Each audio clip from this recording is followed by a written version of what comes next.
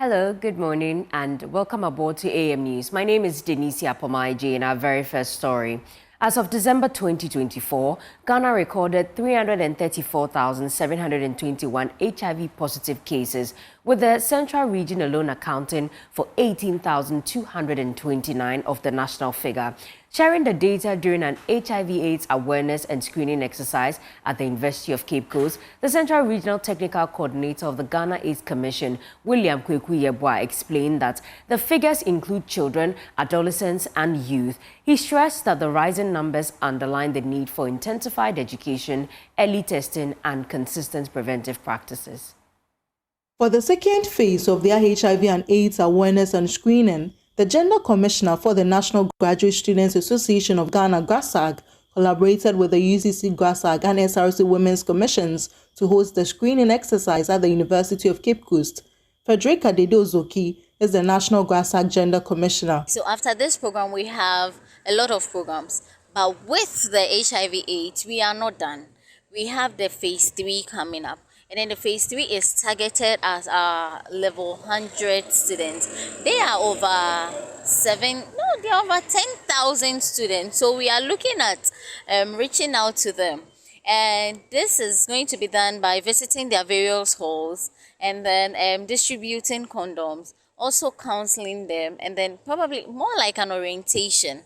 So we are going to orient them into the HIV/AIDS awareness creation so that they would protect themselves while they are on campus. The Central Regional Technical Coordinator for the Ghana AIDS Commission, William Kwekuyebwa, revealed national and regional statistics on HIV and AIDS cases and outlined measures instituted to improve the situation. The first measure we are trying to put in place is that somebody should know the status first. That's the first piece of prevention.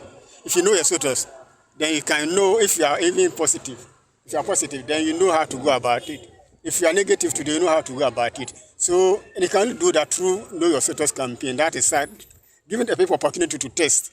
So when GRASAG approached the Ghana AIDS Commission that they are embarked on this prevention activity or Know Your Status activity, we thought it very wise to find all means to grant them to have this opportunity. That's why today we are even here providing or bringing to their doorsteps all the opportunity to test to know their status. Sharing why the university community was targeted, the UCC GRASAG Women's Commissioner, Esther Aqua Benson, noted how the exercise aims to help those who test positive. With these negative results, we know we've already had a first phase, so we're just hoping that because of the first phase that we had, it would sensitize people to try their best and then use the protection more than going raw.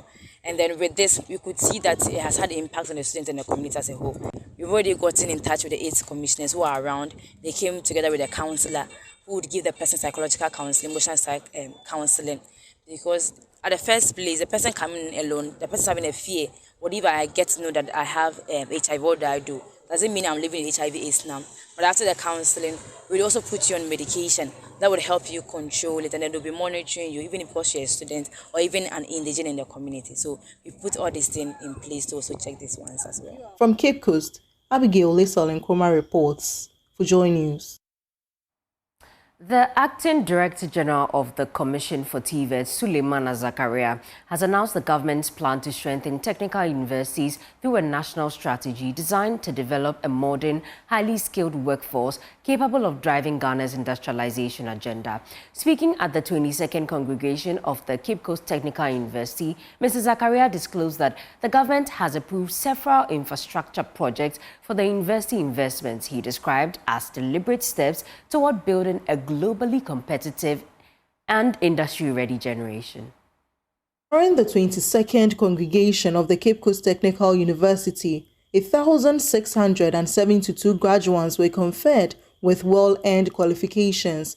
The Vice Chancellor of the University, Professor Kwekwe Meyimbwache, advised the graduates to align their future successes with integrity and continuous learning. This congregation is unique. It is the first time in its history that CCTU is presenting postgraduate students for the award of degrees. Let's clap for them. To the graduates, your determination, hard work, and discipline have culminated in this great achievement. Don't take it for granted.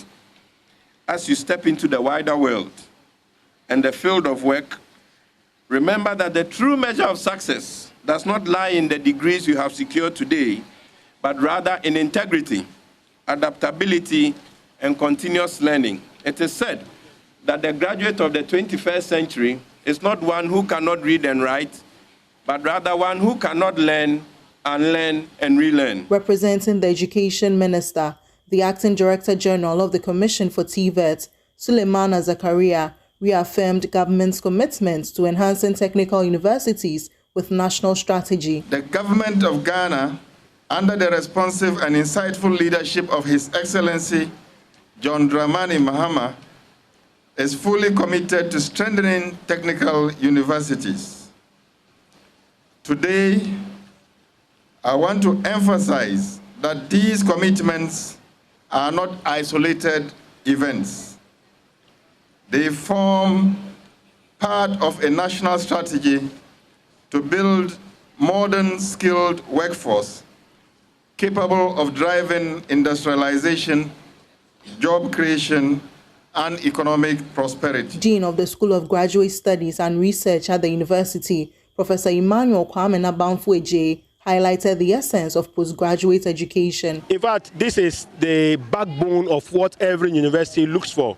Usually when it comes to ranking of the various universities in terms of its impact to the society, postgraduate education is one of the cardinal points that external assessors look for. And when you don't have postgraduate students, you are not part of the university ranking or tertiary education ranking.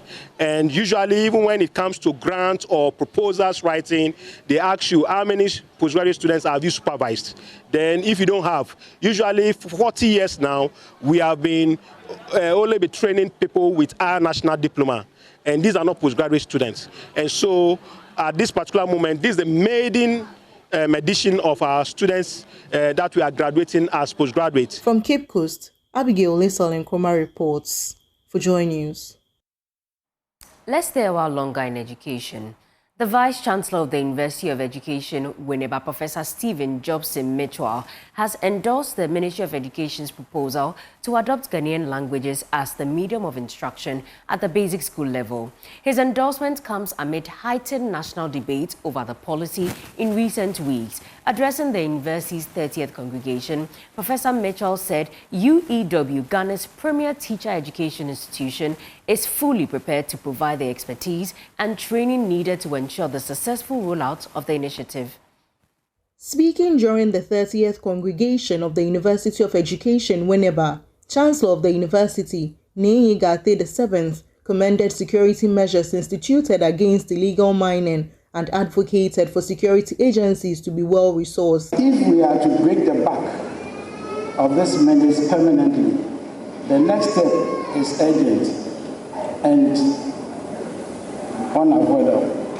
We must fully equip and resource the lawful authorities with who risk their lives to enforce our environmental and mining laws. They need not only manpower, but modern surveillance technology, protective equipment, swift logistics, and sustained funding. The Vice-Chancellor, Professor Stephen Jobson Mitchell, while pledging the university's support in the nation's fight against illegal mining, lauded the Education Ministry's plans of making Ghanaian language a medium of instruction in basic education. The recent directive by the Honorable Minister of Education, Mr. Haruna Idusu, regarding the use of Ghanaian languages as a medium of instruction from KG to primary 3 ignited important national discussions.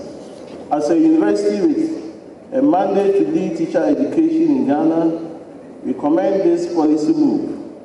We believe its implementation will be guided by sound professional expertise, and this university is ready to support this effort with our expertise in language education, pedagogy, and curriculum development. Central Regional Minister Ekopein Ochre Duamwa urged the newly graduated students to become innovators, calling for collective work to combat the menace. We've been able to clear those who are destroying our water bodies and then they are now producing. You also made mention of the fact that the government must, as early as possible, implement such interventions that you made mention of, and I think that it is a call in the right direction, because if you look at the number that is going out as graduates, you know that the pressure, even though we urge you to, as much as possible, make sure that you become innovators, the pressure will still be on government to provide more avenues as a way of employing these graduates. The UAW 30th congregation reflected another milestone in the university's commitment in training and nurturing skilled and quality educators for the country. From Winneba, Abigail Lissel Nkrumah reports for JoyNews.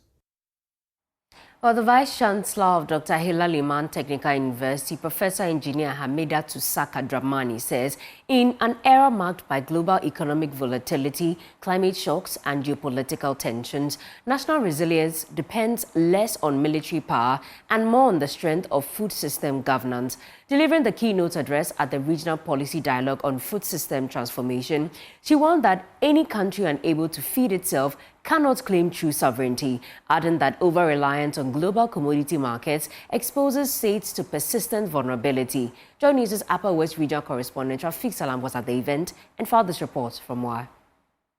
The Regional Policy Dialogue on Governance and Food System Transformation was held on the theme Synergizing Governance and Food Systems, the role of state and non-state actors in promoting food governance and agriculture transformation in the Upper West region. Vice-Chancellor of Dr. Hilal Liman Technical University, Professor Engineer Hamida Tusaka Dramani, averred that in an era of global economic volatility, climate shocks, and geopolitical tensions, the resilience and sovereignty of nations are no longer guaranteed by military might or political alliances alone, rather are fundamentally determined by the strength of their governance of the food systems they have. A nation that cannot feed itself is not truly sovereign. A state whose food supply is at the mercy of global commodity market and external shock is perpetually vulnerable. This is not hypothetical. It is not a hypothetical feature. It is the present reality, and it demands bold paradigm shifts. The recent government report of the Ghana Statistical Service, which you have all diligently discussed, lays bare a crucial truth. Corruption and weak governance are not just abstract moral failings. They are concrete impediments to development. This campaign is far more than canary show. It is an act of cultural reaffirmation and a strategic economic imperative. By relentlessly promoting our African cuisine and culinary heritage, we are creating a powerful pool of factor for our ecological produce. We are telling our story, valuing our own palates, and building pride and demand for what we grow locally. The dialogue, which is under the auspices of the Center for Indigenous Knowledge and Organizational Development, CICOD, Ghana Statistical Service, Upper West Regional Coordinating Council, and the Alliance for Food Sovereignty in Africa, AFSA, brought together municipal, district chief executives, and coordinating directors, municipal and district agric, and education directors, and some civil society organizations. Upper West Regional statistician of the Ghana Statistical Service, John Gambo, disclosed that a survey conducted on 55 public institutions on bribery and corruption pegged the Ghana Police Service at #1 position. So now we disaggregated the police into two. We have the police general duties, and then we have the motor, transport and traffic division. Deputy Director of CICOD, Daniel Bonoku, charged participants to be candid in their approach to the issues raised in the survey in order to serve the people better. And let's do a very deep soul searching among ourselves. What are the things that we are doing that is giving this negative perception about us as public institutions to people? What are the things we are doing that is making people feel very excited when they patronize our services? How can we do more of that? Because at the end of the day, our job is to serve people. Our Regional Director of the Department of Food and Agriculture, Hood Abudu, read a speech of the Upper Regional Minister. Good governance is the backbone of effective service delivery. When governance is transparent, when institutions are accountable, and when citizens are engaged in planning and decision-making, development becomes meaningful and sustainable. Two ambassadors of the My Food is African campaign, Montuma Sadrak and Issa Tarabasong, had the opportunity to shed more light on their campaigns. At the end of the dialogue, commitments were made, particularly by the various MDCEs in the region, pledging their commitment to support the production of local open pollinated varieties at the district level, whose secord is ready to help them succeed. Reporting for JoyNews, Rafiq Salam. Wow. Well, as December brings its warmth and festive cheer, the Christian Box Steak Center came alive with the Miracle of Christmas, a non-denominational choral celebration organized by the Church of Jesus Christ of Latter-day Saints with support from Catholic, Presbyterian and other choirs carrying this year's theme, Light the World. Let's listen to this report by Angela Lawe.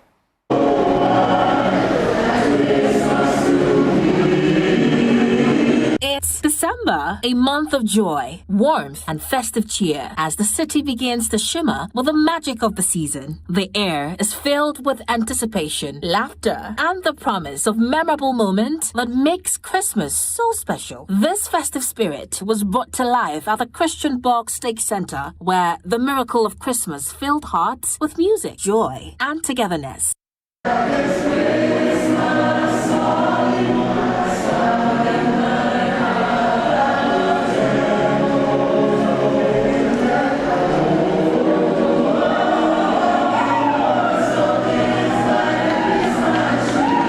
Honorable Abla Chifagomashi, the Minister of Tourism, at the event, encouraged Ghanaians to celebrate Christmas by supporting local businesses and choosing made-in-Ghana goods. She encouraged families to explore Ghana during the holidays, emphasizing that Christmas is a time to celebrate and share love. I'll encourage all of you to continue patronizing Ghanaian things, including food and fashion and what have you. In a season such as this, the season of giving, the season where God gave us His Son, the ultimate gift, we are inspired to continue sharing love and also move around. Come on, move around. If you were born and you live in Accra, go to Kumasi. Organizers emphasize that Christmas is more than decorations and carols. It is a season of kindness, family, and faith. When December is around the corner, we hold a special music concert to usher in the celebration of the birth of Jesus Christ. It's a time to show love to all mankind. It's a time to forgive. If anybody has wronged you or offended you, the gospel of Jesus Christ is a gospel of love.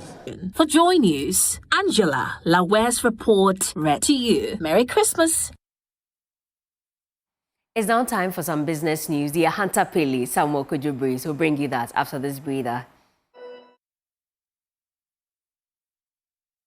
In our first business news, Ghana Revenue Authority has begun processes to retrieve all outstanding taxes owed the state through a debt recovery drive. The initiative is targeting retailers and all businesses in the value-added tax regime and other forms of taxes. Commissioner of Domestic Tax Division at the Ghana Revenue Authority, Dr. Martin Kobil Yam Boreja, explained to Joy Business that the move is aimed at improving tax compliance. Last quarter of the year, what we are doing is to make sure that we increase compliance. Compliance, in the first place, we are looking at those who owe us. We are embarking on a debt recovery strategy to make sure that all persons who owe the Ghana Revenue Authority, they pay. And then particularly, we're also enforcing compliance in terms of VAT, that's value-added tax. By law, all those who are registered to collect tax on behalf of government, they are required to issue VAT invoices when they are making supplies, and then account for the money at the end of the year. I will notice that there are some people who do not issue the invoices, even though they would have collected a tax from the consumer. So what we are going to do is that we have what we call invoice invigilation. Basically, we go around some of the traders to find out whether they are complying with the law. So what I want to say here is that we're encouraging every taxpayer, especially VAT traders.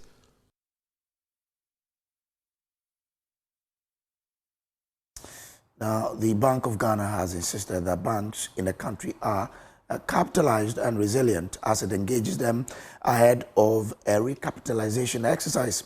The central bank, in its recent economic summary report, added that banks operating in Ghana remain sound, profitable, and well-positioned to support the country's economic recovery process. The following report captures more. According to the Bank of Ghana, the financial soundness indicators, including solvency, profitability, asset quality, and efficiency, all point to relative improvement in year-on-year terms. The non-performing loan ratio declined to 19.5% in October 2025 from 22.7% in October 2024. This was driven by a pickup in bank credit and a contraction in the stock of NPLs. However, credit risks remain elevated. Looking ahead, the central bank said the policy actions to recapitalize the few undercapitalized banks and full implementation of the new regulatory guidelines aimed at reducing NPLs would further strengthen the banking industry.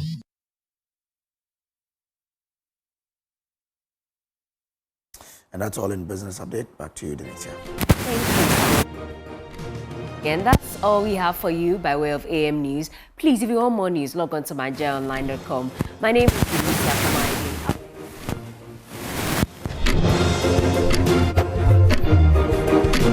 Thank you.